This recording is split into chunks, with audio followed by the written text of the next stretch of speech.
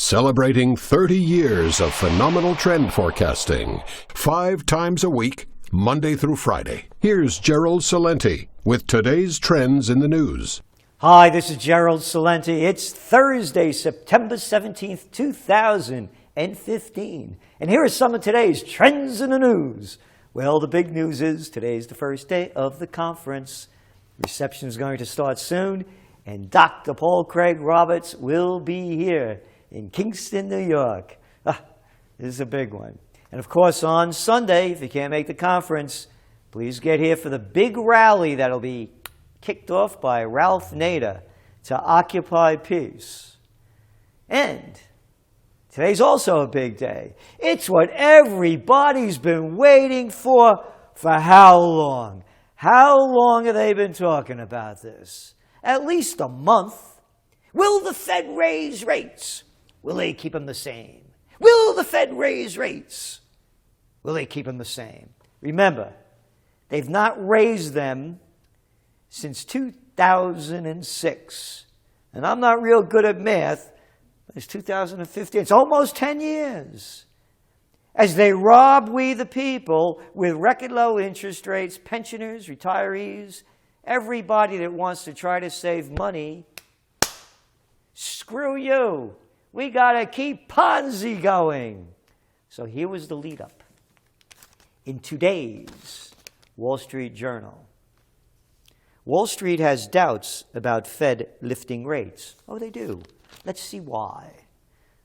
They're skeptical that the Federal Reserve will raise short-term interest rates today, underscoring persistent doubts about the health of the global economy.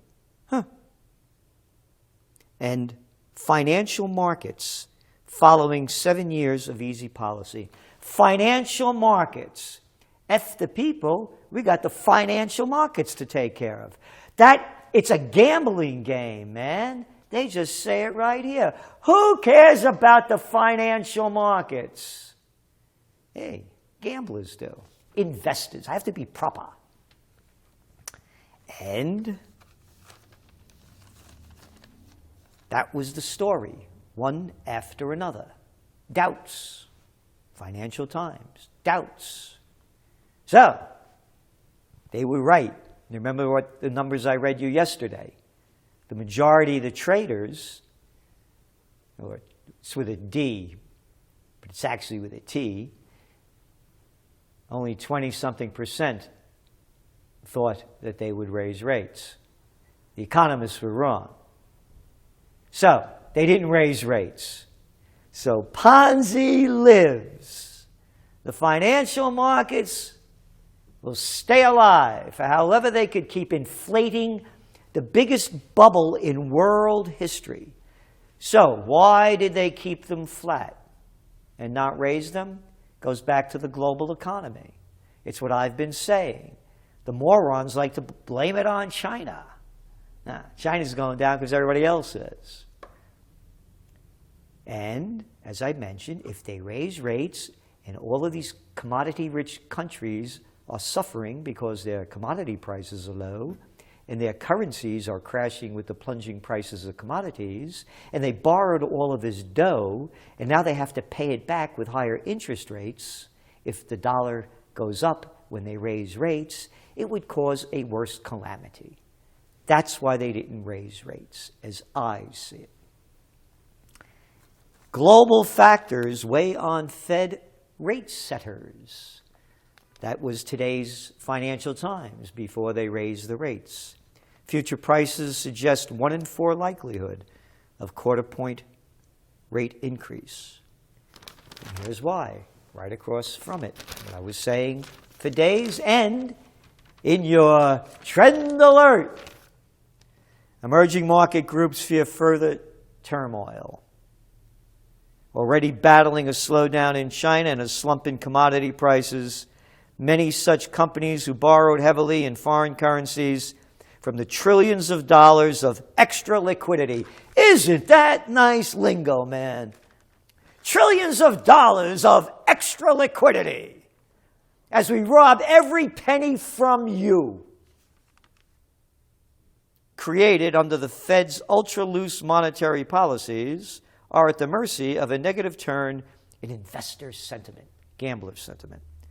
Not only would rates rise, increasing the cost of refinancing their debt piles, it would also be likely to spur further devaluations in emerging market currencies, already sharply down over the past year. Blah, blah, blah, blah, blah, blah, blah. We've been saying this for how long? So, they didn't raise rates. So, the beneficiaries will be the hedge funds. Yes, those high-frequency traders with a T. T-R-A-I-T, that T. Not D-E-R-S. And the private equity groups and all of the other big deal makers. Because OECD trims growth forecast on back of China concerns. Again, going back to China. The combination of sharp contraction in China and a shock in the financial markets has the potential to derail the global recovery, the OECD has cautioned as it trims its forecast for global growth. How many times do I have to read this? Whether it's the World Bank, the IMF, the OECD, it's always an FU, you know what. They're always lowering the growth forecast with bullshit detected. Take precautions. Yeah, because you want to hear more bullshit? Why not? Because Yellen was out there screaming bullshit when they announced it. Ms. Fatcha-Brute, they have to be more polite. Doubts emerge over Japan's Abenomics. Big story. Yeah, no kidding. No kidding. But here's the news, what Abenomics did. The Nikkei stock average is 80% above where it stood when Mr. Abe took office. That's right, the gamblers win. It's as clear as day. That's all it is, because Japan will struggle to grow in the current quarter after shrinking 1.3% the previous quarter. Down, down, down. GDP, the only people that are benefiting from this are the filthiest of the filthy rich. Hey, it's the way of the world. Investors lose faith in Beijing's official growth figures. You mean they're lying? They're just becoming like everybody else. Leave them alone. Everybody lies. It's the way of the world. Be a fraud. Make up numbers. Create quantitative easing. 0% interest rates. Many believe statistics are being overstated during the current slowdown. No, just because they go in with that team over there at the very end as the Shanghai's failing to prop it up. Oh, Mr. Shanghai was low last night. And everybody was waiting like this. And over in the States, after they heard about keeping the game going and Ponzi alive, injecting them with that monetary heroin, well, market shot up. And then it went down. And so too did Earl. But gold went up. S&P blames downgrade of Japan's debt on Abenomics. Standard & Poor's has slashed its rating on Japan's debt. Economic support for Japan's sovereign creditworthiness has continued to weaken in the past 3 to 4 years, the agency said. How much more proof do people need that this flood of cheap money is doing nothing but enriching the hedge fund players, private equity groups, and all the other big deal makers? And speaking of deal makers, U.S.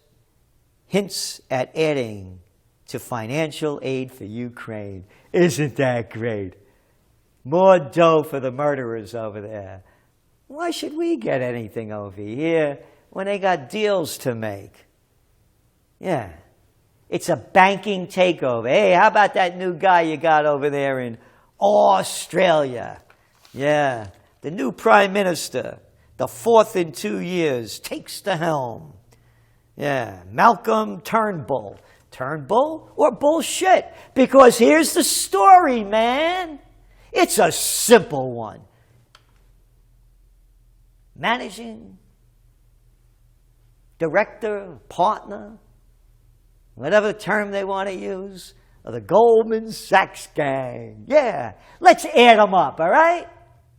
Now we got Turnbull shit over there in Australia. They did a coup. That was it, man. Oh, the prime minister will make a deal. Boom, overnight. Abbott's gone, Costello's gone, Bull's in. Yeah. That's a democracy for you, I tell you. You know what? I think we should bomb Australia. How dare they overthrow the other prime minister? Yeah, Turnbull has to go. Hey, why don't Hillary scream that one out? Okay, Goldman Sachs, Australia. Head of the Bank of England, Mark Carney. Yeah, the carnival man, Goldman Sachs. Hey, how about the head of the European Central Bank, Mario Draghi? Queen? Maybe not, maybe yes. Hey, who knows? We should tie him up with Bruce Jenner and find out. Mario Draghi, head of the Goldman Sachs gang before that. Bank of England, Goldman Sachs cat. Yeah, that's before he left Canada. Hey, who was the guy that gave us the chef we're too big to fail? You remember? Frankenstein. Oh, no, Henry Paulson, Boris Karloff. I get them mixed up. The former head of the Goldman Sachs gang. Who was the low-life little man who derailed and killed and put on track to the Glass-Steagall Act? Robert Rubin. He's the guy that ruined it. Yeah, and then he got a job with Citigroup after they merged. Citibank, Smith Barney, Travelers, and he travels right there after Clinton administration. Yeah, to $150 million payoff. Hey, that was no payoff. That was his intelligence. Yeah, he's a brilliant guy. It's a bankism, man. How much clearer does it have to be with everything I just went through? The banks are running the world. Hey, I know, calm down. But remember, if Jesus Christ could beat them out of them money changers out of there with a whip and become violent for the Prince of Peace, I could become angry at seeing what's going on and the bankers destroying the country. And, of course, the other news is they had another show last night, the presidential reality show on CNN. And I have to tell you, we should up the price of the Trends Journal. I had to suffer through that thing for 3 hours, watching morons, lowlifes, one after another. I have to tell you, Rand Paul was the best of the bunch when it came to talking about war, because I want to read you something about war. And you know how I always say, if only the women were in charge. Because Carly Fiorina, yeah, she was the conqueror, according to the Bloomberg. So, among the questions they asked, a bunch of stupid, moronic questions about personality, have nothing to do with anything serious. What a freak show. It was the presidential reality show. It was, man. Okay, they ask her about what's going on with Russia. And she goes in, having met Vladimir Putin, if I may, I wouldn't talk to him. We've talked way too much to him. What I would do immediately is rebuilding the Sixth Fleet. I would begin rebuilding the missile defense program in Poland. I would conduct regular aggressive military exercises in the Baltic states. Madon, she got a lot of work, man. She's gonna be building, she'll be like Rosie the Riveter, man, rebuilding the Sixth Fleet. And a missile defense, well, she must have some skills doing all this stuff. I'd probably send a few thousand more troops into Germany. What, are we going to attack Germany? Oh, you mean in the bases? I'm sure the Germans would love it. Yeah, along with the other migrants coming in, why not? Refugees, I got to call it what it is. Vladimir Putin would get the message. Oh yeah, he'd hear you loud and clear. By the way, the reason it is so critically important that every one of us know General Soleimani's name is because Russia is in Syria right now, because the head of the Quds force traveled to Russia and talked to Vladimir Putin into aligning themselves with Iran and Syria to prop up Bashar al-Assad. How dare they prop up the sovereign leader of that country? Hey, Assad must go, huh? Kali. We could rebuild the Sixth Fleet. By the way, Russia denied having that meeting.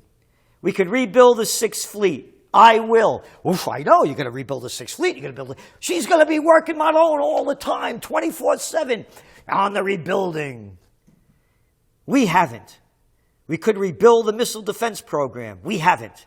I will. We could also, to Senator Rubio's point, give the Egyptians what they've asked for, which is intelligence. Guess what, Carly? Ain't going to get no intelligence from you, or Rubio, or Cruz, or Trump, or any of them. And particularly not from the military. Because I just read yesterday how they lied about the intelligence. And everyone wants to keep these failed programs going. Show me a victory and we can speak. But they go on. We could give the Jordanians what they asked for. Bombs and material. Yay! Bombs and material. And we have not supplied it. I will. We could arm the Kurds. Hey, the Turks will love that, man. Woof. They've been asking us for 3 years. All of this is within our control. Yep. So there you go. If only the women were in charge. Yeah, I could see the ticket, man. Hillary and Carly. Clinton and Fiorina. More war. Isn't it lovely? Again, I'm tired of this gender stuff. Except, of course, Bruce gender. I mean, can't wait till he turns into a mermaid. I'm tired about race. I'm tired about the religions. It's about people. This woman is psychotic as any guy, man. And Obama, hey, didn't he do wonders for the black people in this country, huh? You're a lot poorer now. Race relations are soured. Yep. And all these guys talking about God.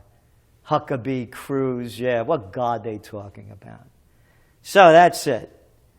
The conference starts very soon. Again, if you can't make it, be here for the rally. It's going to be a big one. History being made. History before it happens. Right here in Uptown Kingstown. This is Gerald Celente, and that's some of today's Trends in the News.